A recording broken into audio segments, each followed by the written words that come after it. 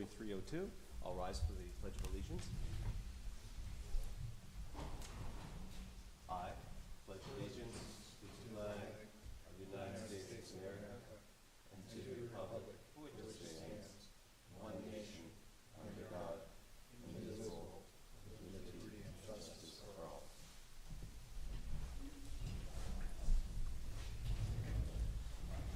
Item B is the approval of the consent agenda. I was just wanting to make sure that we're covering the kind of the update on the historic preservation program from wherever you want to place that on the agenda is. I guess it depends on the board's questions. I mean, I would certainly, considering the majority of the issues with that are personnel related, Okay. for executive session. Okay, that'd be fine. So, okay, is there a motion to accept the consent agenda as presented? So moved. All's in favor? Aye. Aye. Aye. Okay. Item number 2, citizens' comments. Are there any citizens to be heard today? Any citizens? I know we have a special presentation, so that will be under new business then. Hearing none, we'll go on to item C, finance report. Okay, so included in your financial packet would be the profit and loss and the balance sheet, which we know the profit and loss has not been accurate for most of the year because it's duplicating all of those. We are still working with Blackbaud where they are anticipating everything should still be up and running for January. So in there I also included the check details so you could see the checks that were dispersed during the month of November. And then this month I also had added in there a bank reconciliation report for the race checking and the ARPA checking. And that gives a better breakdown. If you are looking at the race checking reconciliation report, it shows that the checks and payments that had cleared in November were $241,084.70. Deposits and credits that were cleared were $280,020.93. It is still showing uncleared transactions for $88,907.42 as of November 30th. And those are just payments that had not cleared the account yet. And I think that gives a little bit better picture of expenses versus payments received than the profit and loss report that we have there. On the ARPA checking reconciliation report, again, it just shows that the payments cleared for the month of November were $206,072.35, and uncleared as of November 30th were $66,969.22. Primarily, those are being paid to the historic grant recipients, and there were a few bill payments to other, like legal that we had to pay, and the mortgage office, they split payment with the ARPA funding as well.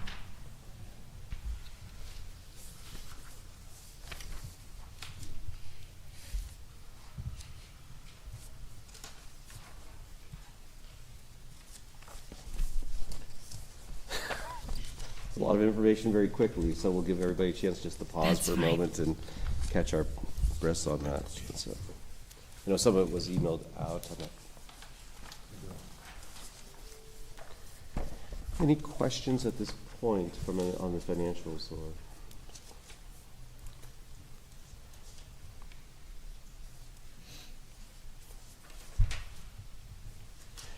And I'm on a number of boards. So our fiscal year ends December 31st? Right? Yes. Okay, fine.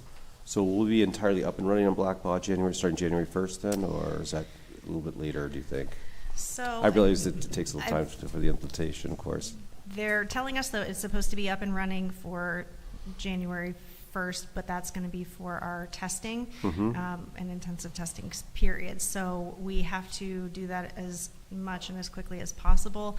All of our information is going to be new in that system starting then, though, Okay. even if we aren't actually doing any transactions until maybe the middle of January, I see. as far as like dispersing checks and things like that. So Will you run a parallel system between the existing software and the new software then, do you think? Or can you repeat that?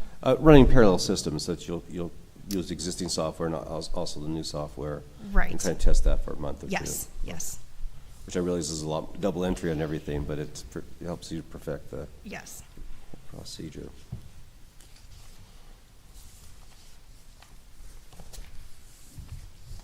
Any other questions or observations? Hearing none, there's a motion to accept the financial reports as presented. Is there a second? Second. All those in favor? Aye. Aye. Okay. Item D is our executive director's reports, general updates and information. Mr. Stimpert. All right, thank you. One item of note, Tracy Davis has completed her diversity, equity, inclusion, and belonging training as of November. So that is success, and they continue to work on the other trainings provided under that service as far as HR goes.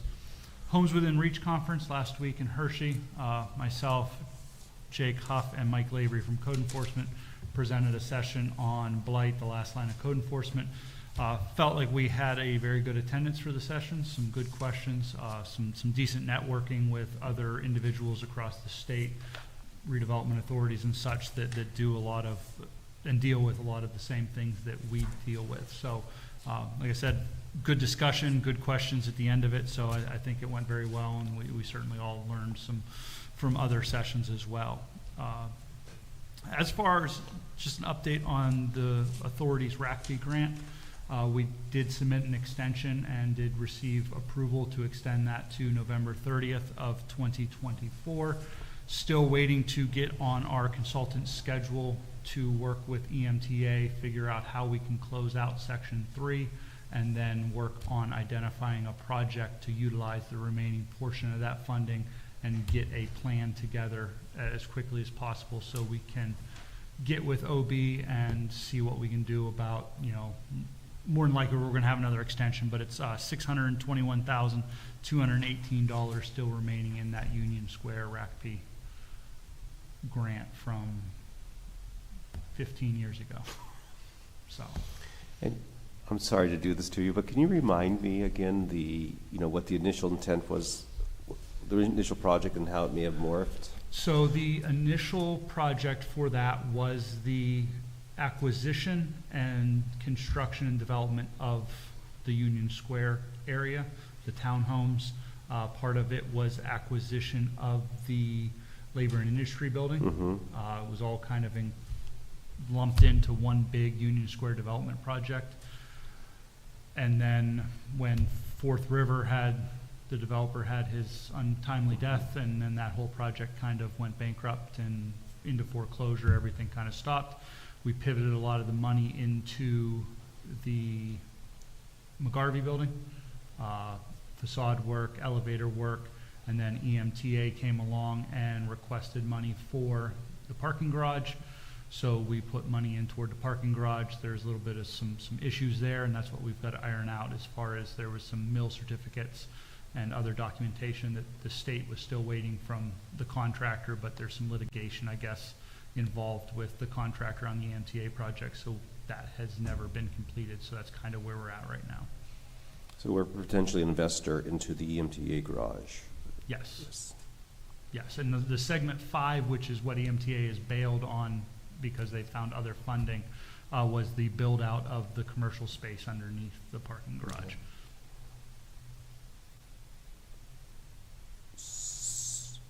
And that was the grocery store that was anticipated, Yes. right? Yeah, kind of was like the food hall model with a grocery store. I'm not quite sure. It is definitely changed at this point, but we haven't had conversations as far as that goes in over a year. Okay.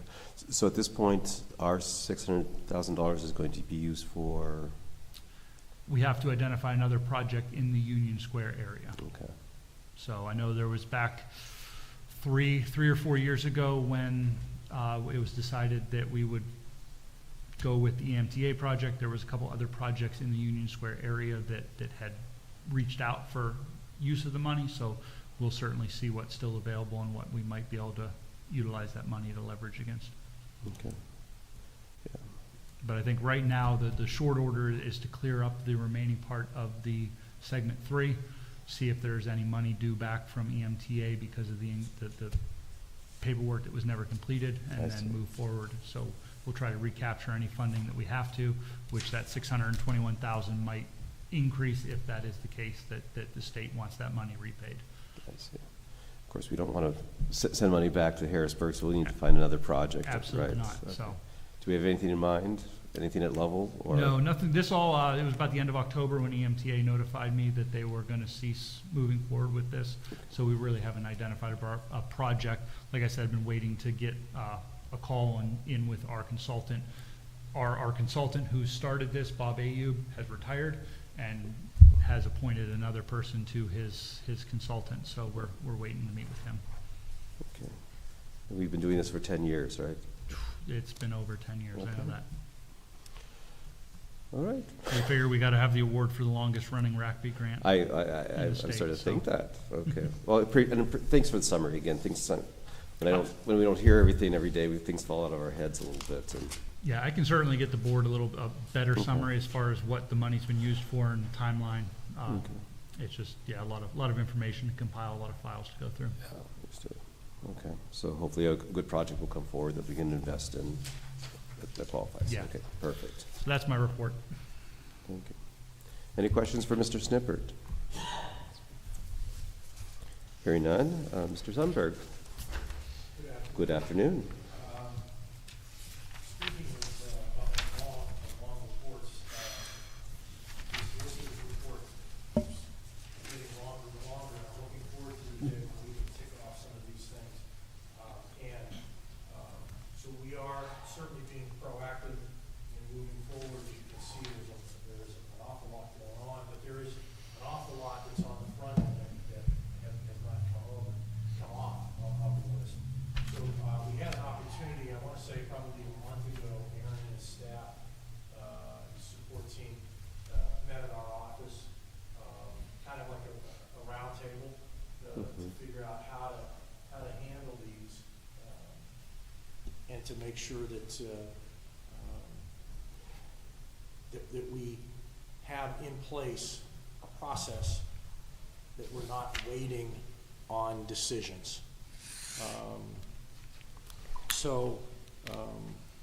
We looked at what the procedure and the protocol that we have been going through in the past, and what that was is that we'd file the condemnation action and see what type of a response there was, see if the property owner wanted to have a board of view appointed. If not, we didn't initiate that.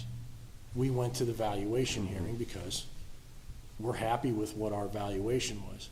We're finding out that the court doesn't want to make that decision, as you can see from the report. We're waiting on 30 plus of them.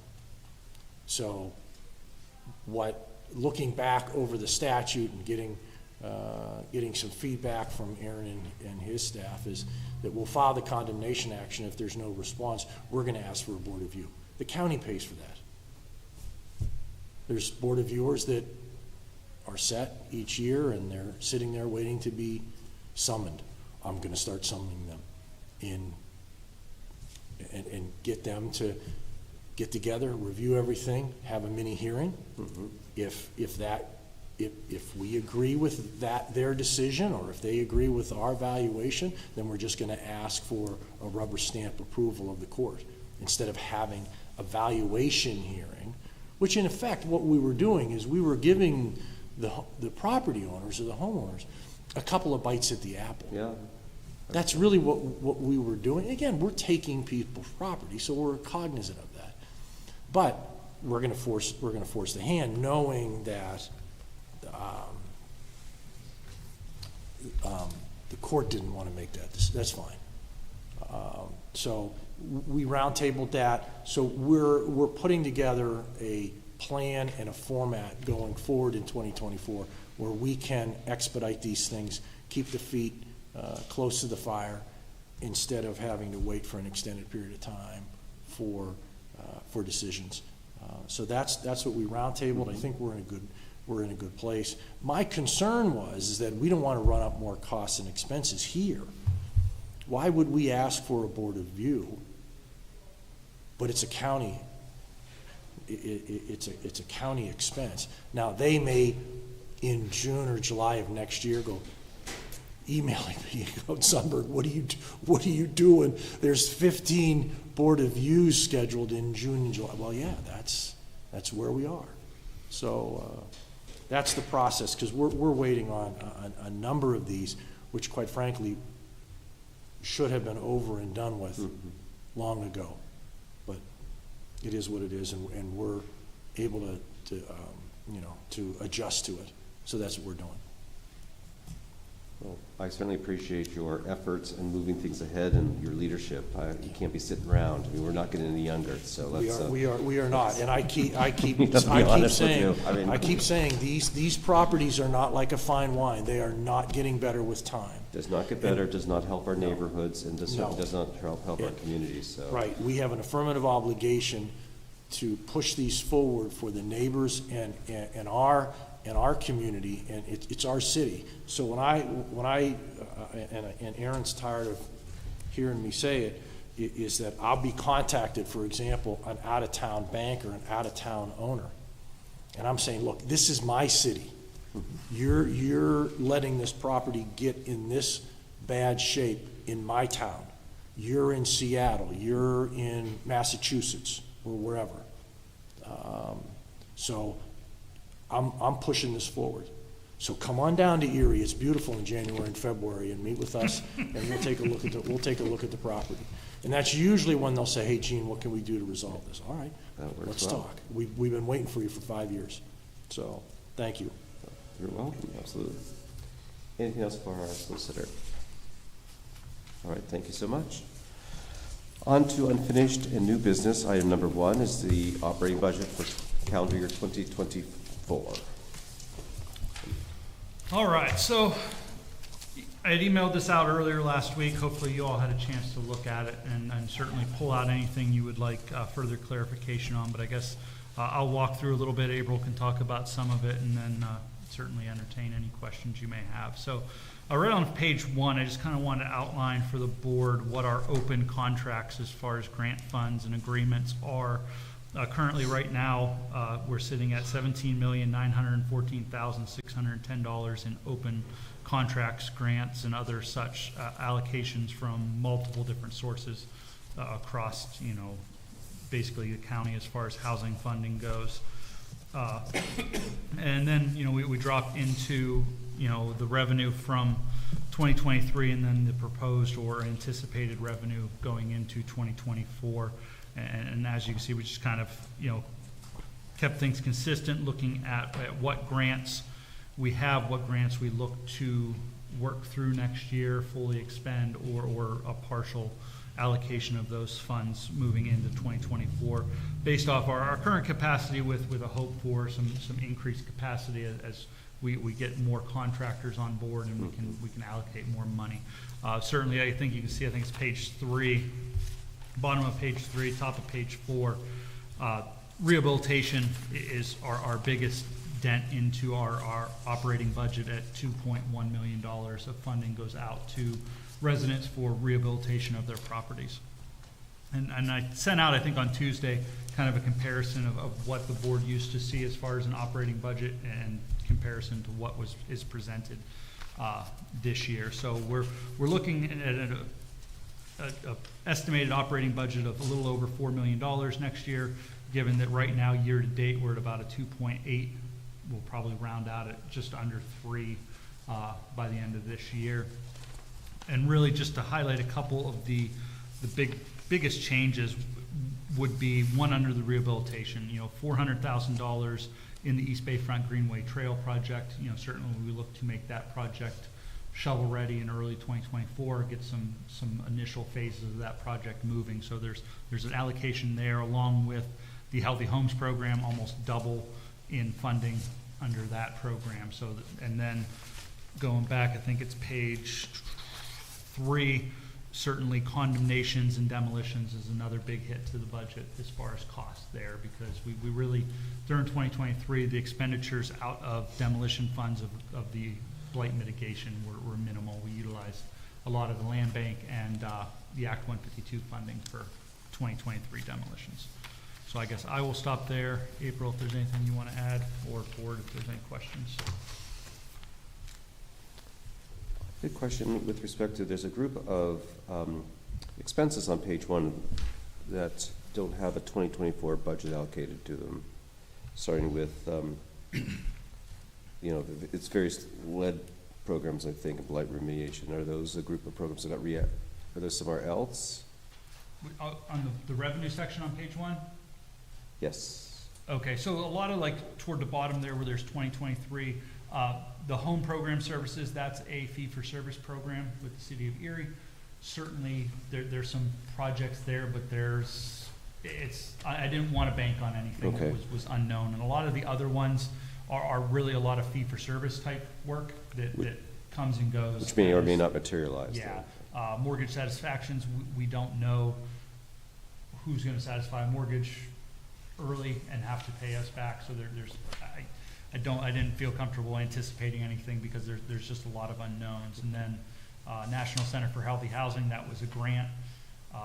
Fair was the completion of a grant from the land bank, and of course property sales is another one that just, we don't really generate any revenue off of property sales. It's mostly in and then back up to the city for recoup of CDBG funds. It was just blank. I just want to make sure it was enough. Understand. Do we anticipate any additional employees under payroll expenses? I do not have any anticipation for new employees. So the increases are salary adjustments and so on. Okay. Yes, so the increase that you would see for anticipated 2024 includes the 2 new hires that we've had, and not anticipating any additional for next year. And also the increased health insurance cost that was just renewed for December 1st.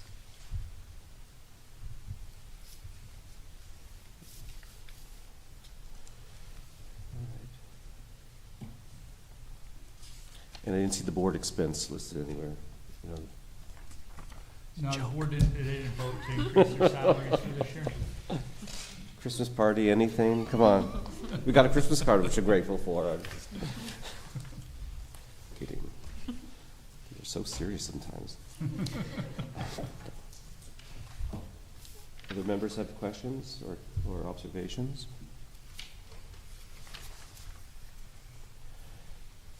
I'm assuming we're looking for a motion to accept the spending plan for next year. Is that correct? Yes, sir, that would be correct. All right. Is there a motion to accept the budget as presented? So moved. Is there a second?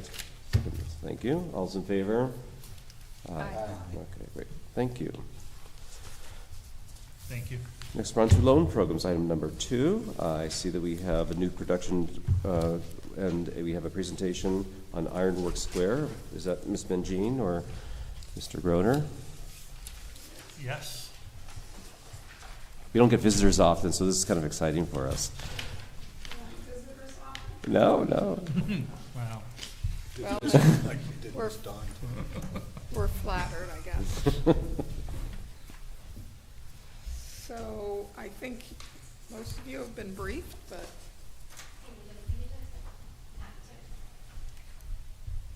I think I have enough. I'd give it to the board first. Have you briefed them at all? I saw those online, so, no, I'm sorry. Yes. So they have some of that, okay. Thank you. So you have in front of you is the design concept for the former Erie Malleable Iron, which was at 12th and Cherry Streets. So we started that project back in early 2020. So I heard you talk earlier about blight, and so while you tackle the housing, we're trying to tackle the industrial blight, and this might be, other than 1 or 2 other properties, one of the biggest eyesores along the city's main corridor of 12th Street. So thanks to the help from the city, we were able to purchase this property in 2020 for $375,000, which I like to say is $375 too much. In fact, Chris and I walked into it and we looked at each other and thought, oh my, what have we done? But after 2.5 years, we finished demolition this summer, and it looks pretty good considering. So we are now on to what is going to be Ironworks Square, which is the renovation portion. So what you have in front of you is the concept design for the exterior and the interior, which will be approximately 80,000 square feet of new space.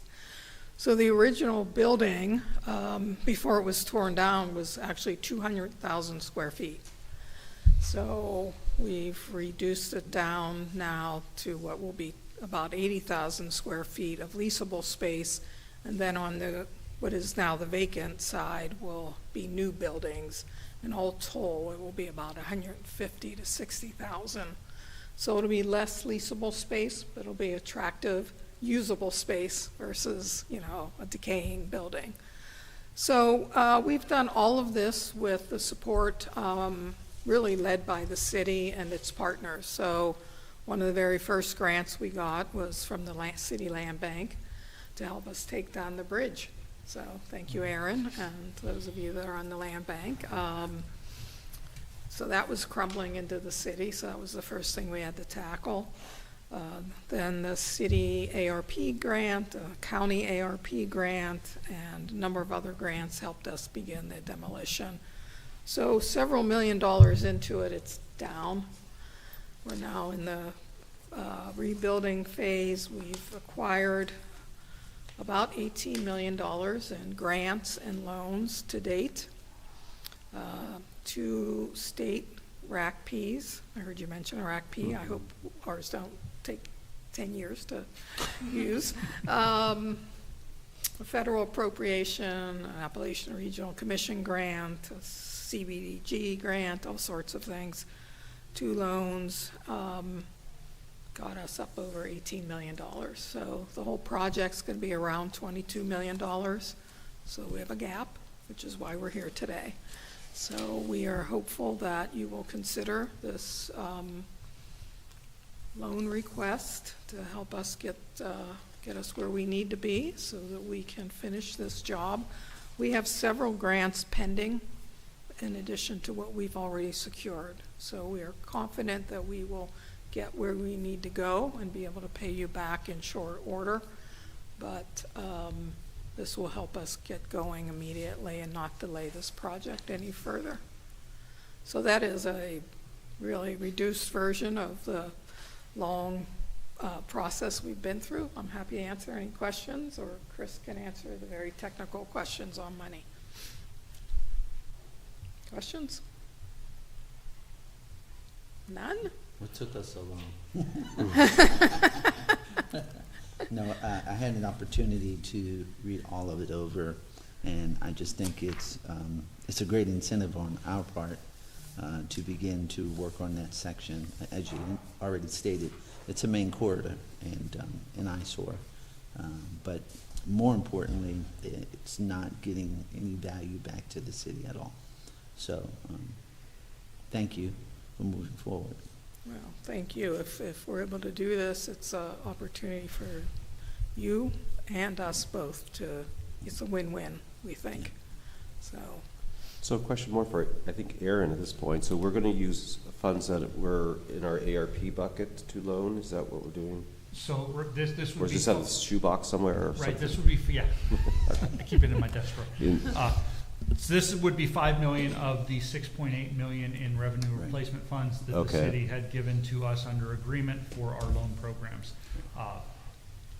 Chris and I had some discussions, and I kind of agree that $5 million would be the best for the authority. It still leaves us 1.8 to roll out some of the other loan programs that we have invested so much in and are just about ready to roll out, but it still provides some of the financial need that the county RDA needs to get this project moving forward. It's at 4% fixed, so it certainly is right in line with where we were at with some of our other loan program interest, and then it gets us money on the street while we get those other programs up and running, and it will allow us to evaluate what the need is, and then as that money comes back in, we can have those programs ready to Absolutely. be up to full speed. So this is out of a bucket that's already approved for Yeah, it's out of a bucket that's already approved for loans. It's out of a bank account that the money has already been sitting in for just about a year. Okay. So we have the funding to move on it as soon as we can get under an agreement. And not to split hairs, but it's okay to use it for commercial, it's loan as opposed to residential? So Just all try of to our thi- loans have to be commercial. They all have, So okay. and then, I'll push it up to the city to get their approval, but this conversation started with a room full of officials from the city, so. Just want to make sure that we weren't taking housing dollars in favor of commercial dollars and, Right, and I think the difference, this money's gonna come back to the authority. Okay. It gets it out doing something instead of sitting in our bank account, and it allows the authority to generate some revenue off of it, which was the main intent of the money all along. because I've liked the messaging between the two organizations. In fact, that the Erie County Redevelopment Authority is really commercially based and so on. The Erie City Redevelopment Authority is very much, housing and so on. It helps our citizens understand the roles of the two organizations then and so on. Right. Just, messaging. I know that our colleague who couldn't be here today had some messaging on, on where the sign is and, a little credit, it doesn't hurt. Yeah, I think, at this point, if we were to roll out the first two programs that we have ready to go for the loans, this money would still sit in a bank account. And Okay. it's going to serve the community better being involved in a project as high profile as this project is, while we work on getting this stuff up and running. Yeah. And then by the time we're ready, it'll be back in our coffers and ready to go out to the community and the neighborhoods. All right. Again, I just want to make sure that we're still rolling out the residential ones and, and along with, if we can do both, that's perfect. Yeah, I have no intent to stop any movement on those. Okay. We'll just allocate the $1.8 million that we have for neighborhood-based programs, and then, like I said, as it comes back in, we'll just continue to put that money back in those buckets. All right. I know, like you said, you alluded to, Ethan provided some input as far as his recommendations, given that he spends a lot of time in that realm as well, certainly make sure the board read that and takes those into consideration. All right. Is there any further questions for Ms. Mangine or Mr. Snippert or Mr. Groner? Hearing none, are we looking for a motion to accept this is not a resolution, but it's the program itself, I guess. A motion to move forward with the negotiation of an agreement between City Redevelopment Authority and the County Redevelopment Authority for a loan of $5 million, I think. So Aaron, Yeah, go ahead, Chris. to help clarify, I think what would be helpful is the structure that I provided is the starting point. If that's a structure that you're comfortable with, then you're basically agreeing to approve the loan under those terms, and then I would work with Aaron on the actual commitment letter. Okay. And then our councils would then work together on closing documents. So just from my experience, typically what I do is I provide that structure which you have, and you can either say yay or nay to that, or you can make a tweak.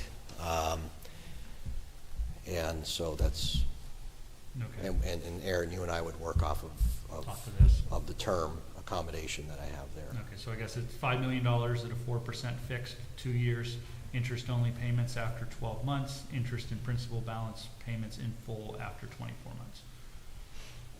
Which, like I said, So Aaron, Ethan's only here's, recommendations were monthly payments starting at 12 months of initial disbursement. Additionally, I would comment the letter of resolution would be more specific to a full balance of the loan is due and payable at maturity 24 months. And we Which expect, I think that, and we expect closing to be February, March of 2024? I believe so. I think it would be 4 to 6 weeks just to Oh, get okay. everything scheduled. But here's where, we would want to make sure we agree on the structure of the interest payments, for example. If we want to tweak that, I think we'd want to do that now. right. Or if we want to keep it, 2 annual payments.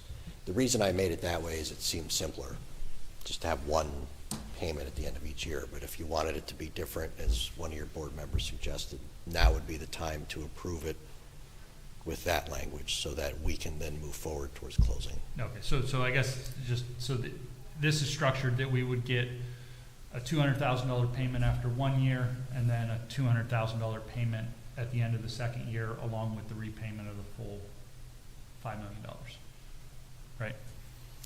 Okay. We also talked about if we do see reimbursements come in, or payment requests come in before the 2-year period, that we would, so if we have a million flow in from one of the RACBs, that would be paid towards the note. That's still our intent too. There is a good chance that we would see this, some of this come back before 24 months, but we wanted to be safe and give us enough time. So there could very well be one of the federal grants or an appropriation that we see some of this flow back. We will, not just the interest, but then also pay down on the principal before 24 months. Or it can be left this way. Chris, are you anticipating that this loan and the county, the city loan and the county redevelopment loan would be shared in some Yes. collateral position, which would be First. First? Well, right now there are no other So there's no creditors. bank financing? At this point, no. Now, there may later on be the need for a small credit line. Utilizing these funds along with city enterprise zone and county funds eliminates most of the need for either a bond issue or a line of credit. But in the loan agreement, we would have to be able to subordinate to a possible credit facility later, which I think I put that language in there. Hopefully I remember to. But right now you would be first, shared first. And our hope is we can get through those 24 months without needing to find another bridge. Not that we want the property, that's Tina's baby. I was going to say, you may not like the answer. You can keep the property. No, maybe at the end. Ordinarily, people are happy when they're in first. You That's right. probably aren't, but Well, maybe, are there spots for redevelopment authority offices in this lovely new, maybe there's an opportunity for us to move on up.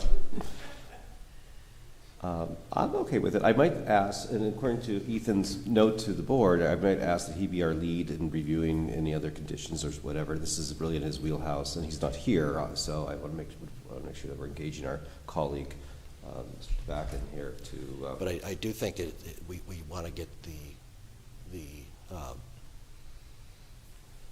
intervals agreed on now, because otherwise I think you'd have to re-vote on it again. So whatever the accommodation that we think is right, we would want to, whether it's annual or quarterly or monthly. I mean, I don't see a problem with the annual. We know that your money's reimbursement money, so it's not like you've got a tenant in there paying rent every month.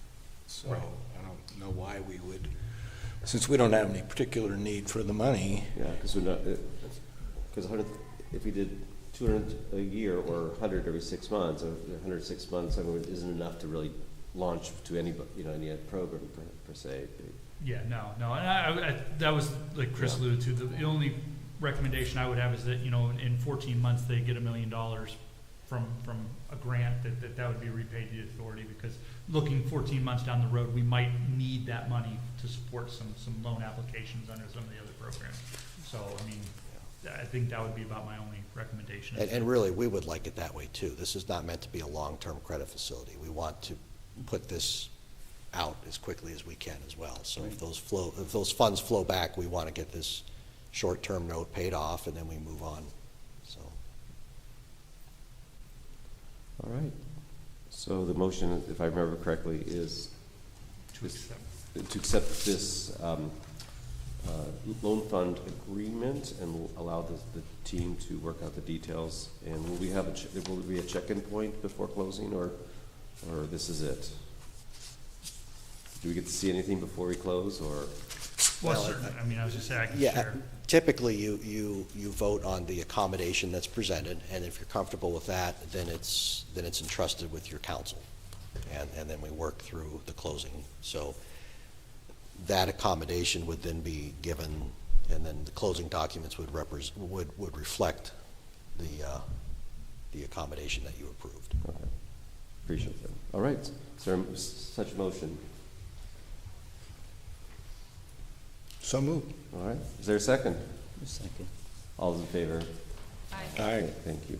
We don't, I don't personally loan $5 million every day, so I get, get in the weeds a little bit here. So I appreciate that. Thank you. Who was the second? I was. Okay. Perfect. And then item B, loan program interest rates. All right, so the lastly is our study session a couple months ago. We discussed some of the loan programs. Given new production loan program was going to be the first program that we would roll out, just wanted to make some adjustments to the percentage rates of those loans, just given the current market conditions and some of the starting points at which we had those was a little bit low. So I provided an updated term sheet for the new production loan program for the board's review and approval.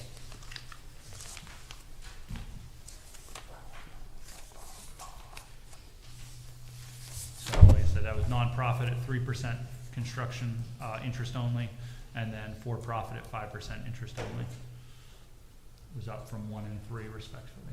Okay. And if we approve this, how quickly does this program become available to a developer? Because I have a developer who calls me every week.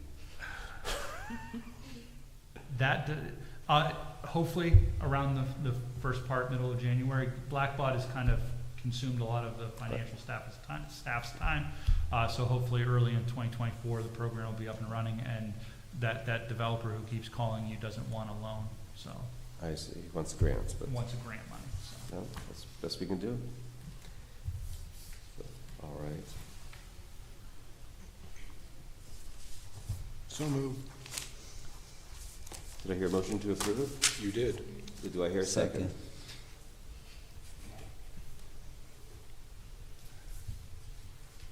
I'm not hearing a second just yet. Oh, Okay. I thought I said second. Kevin said second. Oh, I'm sorry. All right, all those in favor? Aye. Okay, thank you. All right, so we'll adjourn into executive session, then cover a couple items that we had discussed earlier. All right, motion to adjourn. We'll take it. Thanks, everyone. Happy holidays, Merry Christmas.